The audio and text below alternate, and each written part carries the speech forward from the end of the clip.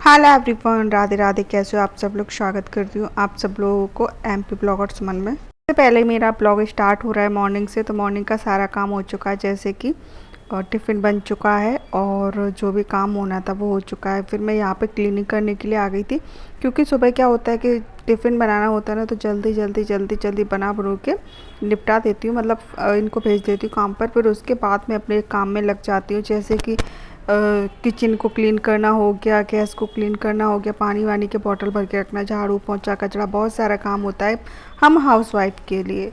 कितना भी काम करती हूँ मैं, कितना भी स्लो आसान आराम से करती हूँ ना, फिर भी मेरा 10-11 बजे तक सारा घर का काम हो जाता है फिनिश। फिर मैं उसके बाद यूट्यूब पे वीडियो, क्योंकि मेरे 2-3 चैनल है तो उनके लिए वीडियो बनाना, एडिटिंग करना, कहते हैं ना कि मेरे पास बिल्कुल भी समय ही नहीं रहता है। बस 1 घंटे के लिए, थोड़ी 1-2 घंटे के लिए दोपहर में सो जाती हूँ, जिससे कि मेरा काम मतलब थोड़ा माइंड फ्रेश हो जाता है, कुछ अच्छा सा सोच पाती हूँ यूट्यूब के लिए।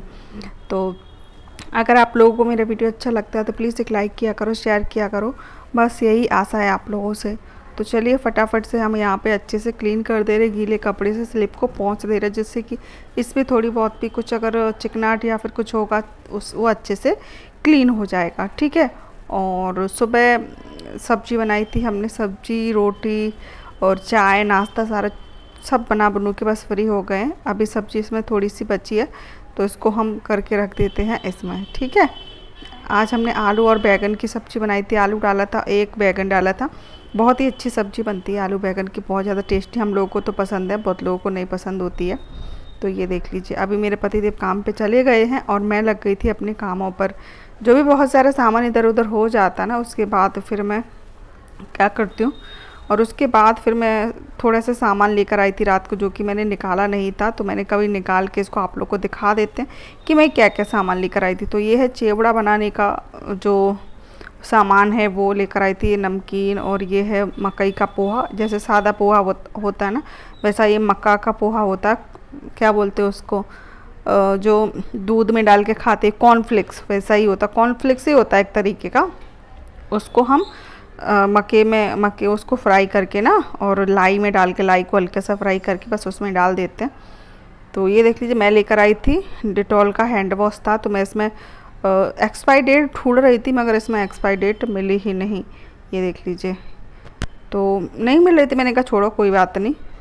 बाद में पोला लेकर आई थी। ये देख लीजिए, सारी चीज़ें आप लोगों को दिखा रही हूँ। लाल मिर्ची ख़त्म हो गई थी, लाल मिर्ची लेकर आई थी, और जो मूंगफली के दाने होते हैं वो भी लेकर आई थी। सारी चीज़ें इसमें हम डालेंगे और बनाएंगे इसको, फिर आप लोग को दिखाएंगे, ठीक है।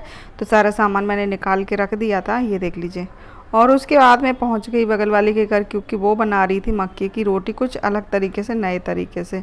तो ये देख लीजिए, इस तरीके से थैली पे आटा रखकर इस तरीके से अभी इतना बढ़िया रोटी बन जाएगी, जैसे कि आपने कभी देखा भी नहीं होगा, ठीक है। तो इस तरीके से करते जाएंगे, इतनी अच्छी एकदम गोल, और बिल्कुल भी किनारी फटी नहीं होगी। अभी देखना किस तरीके से बनाते हैं। तो ये बना रही थी, तो मैंने कहा चलो मैं अपने फ्रेंडों को दिखाती हूँ कि रोटी किस तरीके से बनाते हैं। जो कि ये ज्वार की नहीं, मक्के की रोटी, वाइट मक्का है ये, उसकी रोटी। इनके गांव में मक्का होता है। तो ये देख लीजिए, बन गई ना कितनी अच्छी। शुरुआत में जब बन रही थी तो उसकी किनारी फट रही थी, लेकिन अब देखो पतली और बहुत बड़ी और बहुत अच्छी एक जैसी रोटी। जब हम हाथ से बनाते हैं ना, तो कहीं मोटी कहीं पतली हो जाती है, और मोटी सी होती है ज़्यादा, और ये पतली सी बनती है, बहुत अच्छी बनती है। मैं भी ट्राई करूँगी इसी तरीके से बनाकर, ठीक है। और जहाँ पे तुमको लगता है कि ये नहीं बन रही है ढंग से, तो एक काम करना, उस जगह आप हल्का सा पानी बना लगा के इसको बना सकते हो, ठीक है। उससे डालने का भी, तवे पे डालने का भी एक प्रोसेस होता है, वो मैं आप लोग को दिखाऊंगी कि इसे किस तरीके से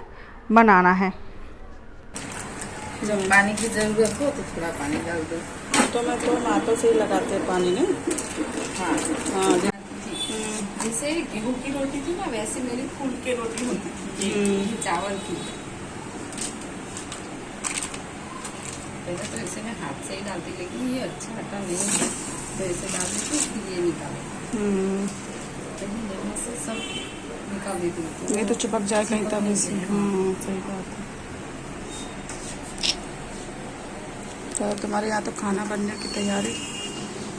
बाजरे की रोटी तो ये आ जाएंगे तभी बनाऊंगी मैं, गरम गरम ही अच्छी लगती है। गरम ही अच्छी लगती है।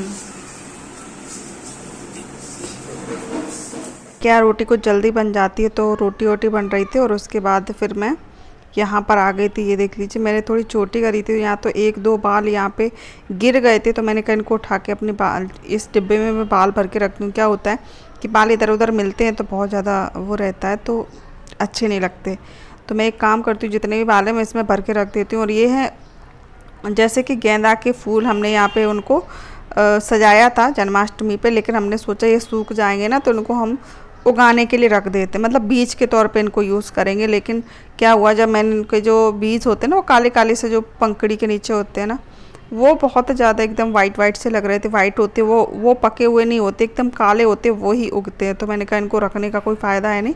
तो मैंने अच्छे से उनको देखा और जितने भी थे सबको इस तरीके से भर के और फिर मैंने उनको अच्छे से फेंक दिया। तो अच्छे यहाँ पे जो ये है ना टेबल, इसको अच्छे से मैंने क्लीन कर दिया, ठीक है। और ये है यहाँ का हमारे कान्हा जी का झूला। फिर मैं उनके लिए, कान्हा जी के लिए वो बनाने वाली हूँ, बिस्तर और उड़ाने के लिए रजाई और तकिया, तीनों चीज़ बनाने वाली हूँ। अभी नहीं बनाई है, तो अभी रुई का ही थोड़ा सा बिस्तर बना देती थी सुलाने के लिए उनको।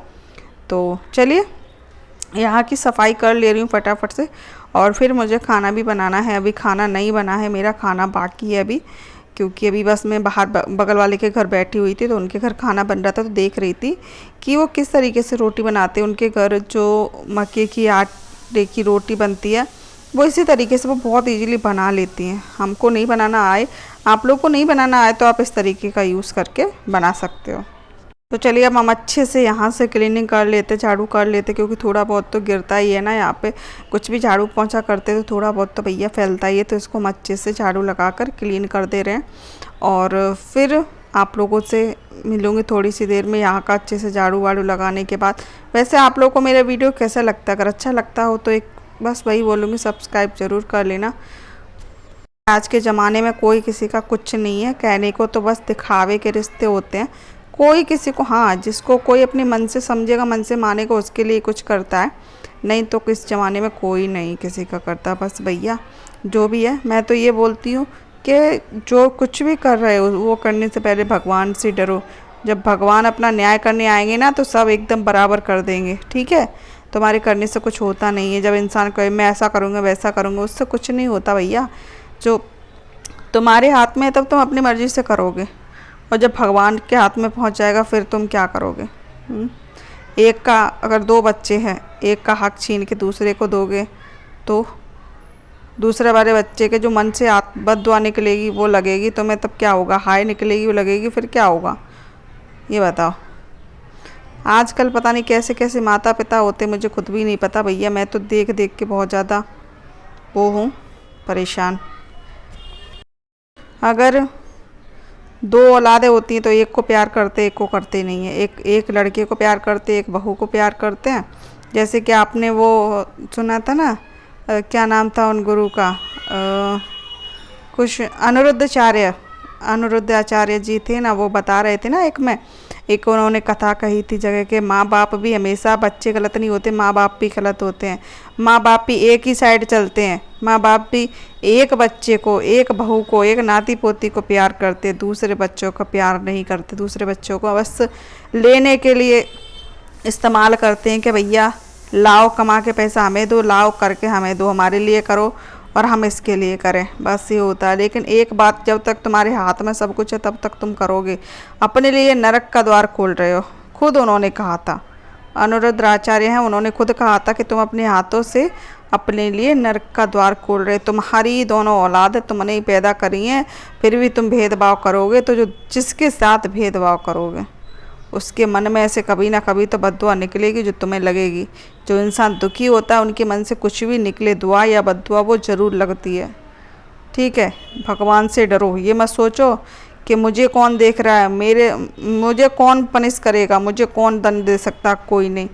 जब भगवान की लाठी बजती है, भगवान के घर में देर होती है, अंधेर नहीं होती, ये मत सोचो।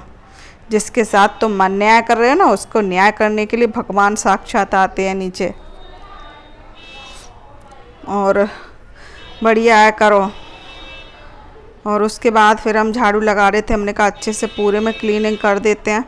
और बस यही रिक्वेस्ट करूँगी मैं आप लोगों से कि आप लोग प्लीज़ मेरे चैनल को भर भर के प्यार दीजिएगा, जिससे मैं जो लोग बहुत ज़्यादा मेरे साथ ऐसा बर्ताव कर रहे हैं ना, उनको मैं बता सकूं, ठीक है।